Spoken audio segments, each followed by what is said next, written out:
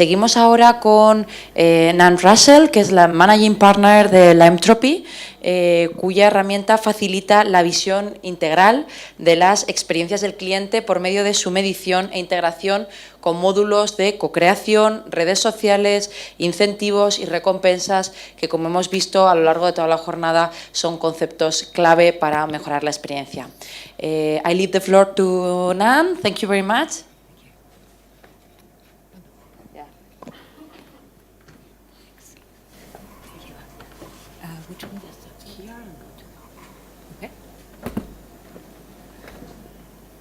Lo siento, hablo un poco solamente español, and it will be very painful. I understand quite a lot, but I am, my vocabulary is not very good, so I appreciate your patience with me.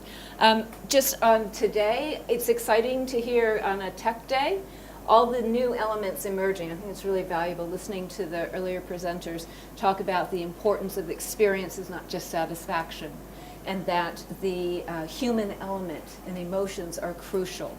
And the technology that supports all that is very, very important. So I want to talk a little bit about Limetropy, which, if I can get to the...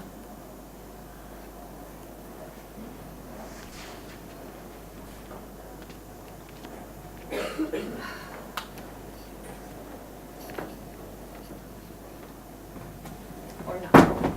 Okay, oh, it's fine, it's fine, don't worry.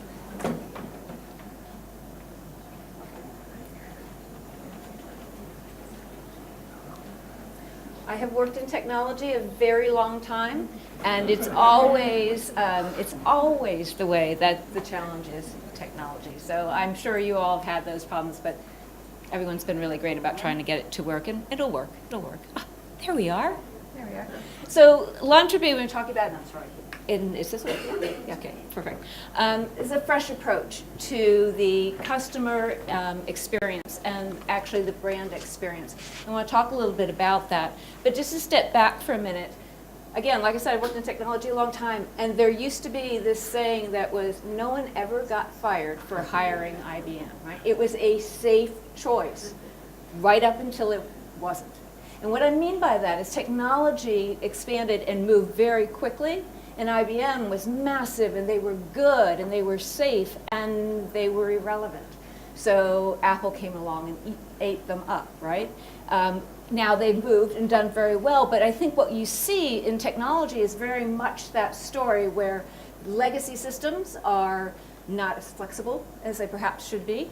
They're not as agile as they need to be, and they're slow to change, which also tends to be it's expensive to change. And so looking at that in the customer world, Limetropy has come at it from a little different perspective, to be more engaging and more agile and flexible. So what you see here is kind of what it reflects in the marketplace in CX right now. And you have lots of different options. Some are very, very simple and free, and that can be meeting people's needs, and that's great. But as you walk across kind of the delivery options, what you see is there's some capacity and there's some expense, and where do you get to that balanced middle point?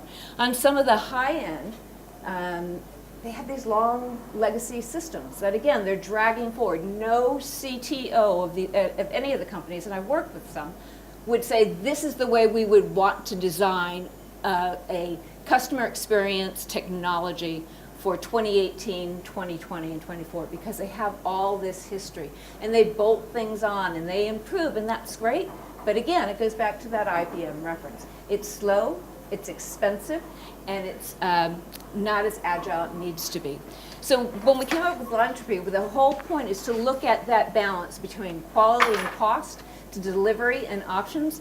There are some providers who have good technology and believe in it so that it's plug and play. And so the human element for implementation and design and support is left aside. And that's fair, that's their approach. But again, having worked in technology a long time, the problem is that people aren't plug and play. And businesses are at different points of their maturity and understanding how to incorporate customer experience and employee experience. And all of these elements need a bit of expertise behind it. Our clients should be experts in running their business. We're the experts in helping to support them be the most successful they can be. And so that's to just get a sense of where we are in the marketplace.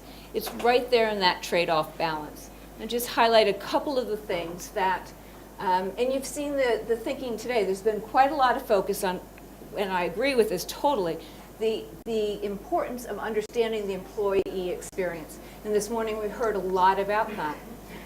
What Limetropy does is integrate that, because we firmly believe that your customers aren't going to be having a great experience if your employees are not having a great experience. They can only deliver so much. And we know that interaction, we know that interface is crucial.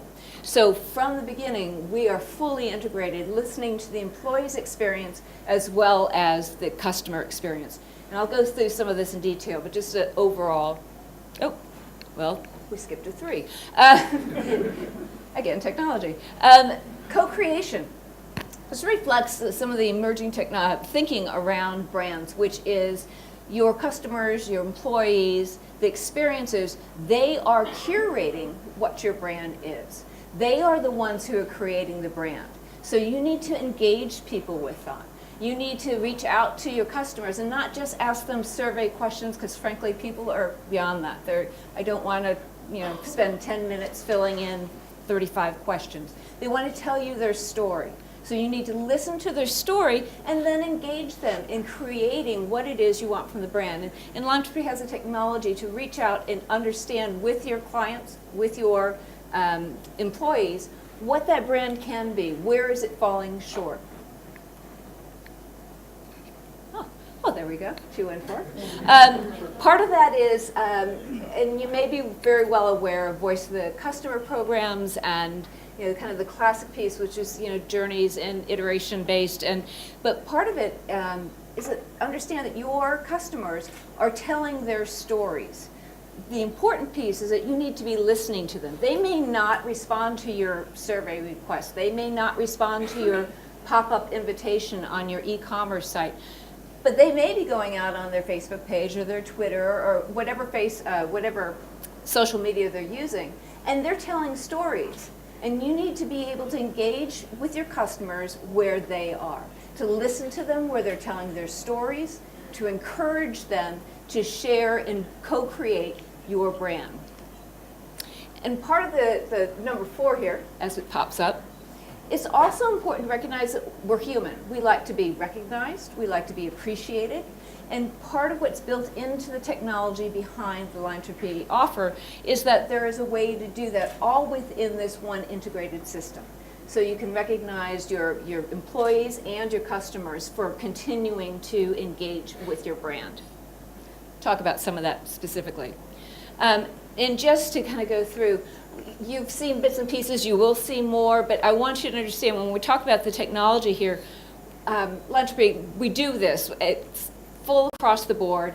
The client, the employees, we're actually working now with part of further into the brand experience. So for example, if you're a retailer and you have your product shipped to your end client, your end customer, whoever delivers it, you may not have control over, but they very much have an impact on your customer's experience with your brand.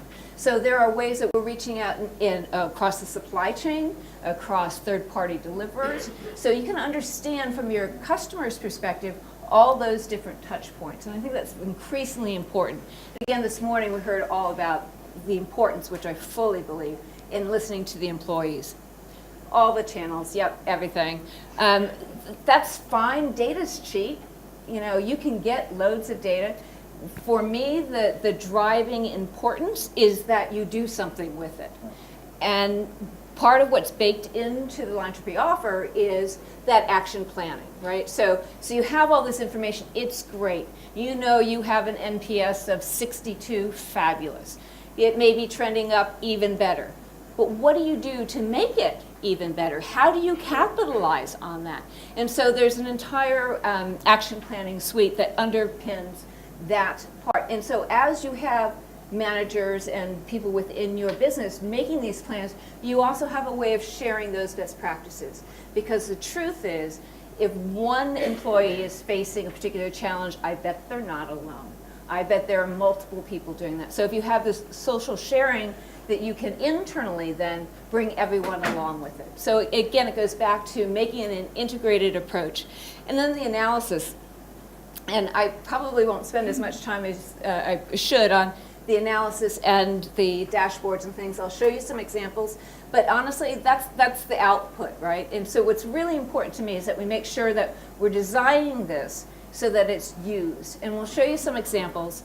For example, and I probably don't talk enough about it, but text analytics, right? So if we're taking in all these stories off of Facebook, off the stories that your customers are leaving in their responses to you, you deal in millions of these, right? So you have to have a way to make it useful. There's very advanced text analytics that underpin all the offering on that, so you can start to see where are the truths in those stories, where are the things you need to focus on. So that's just kind of the overview. Yep, we do it.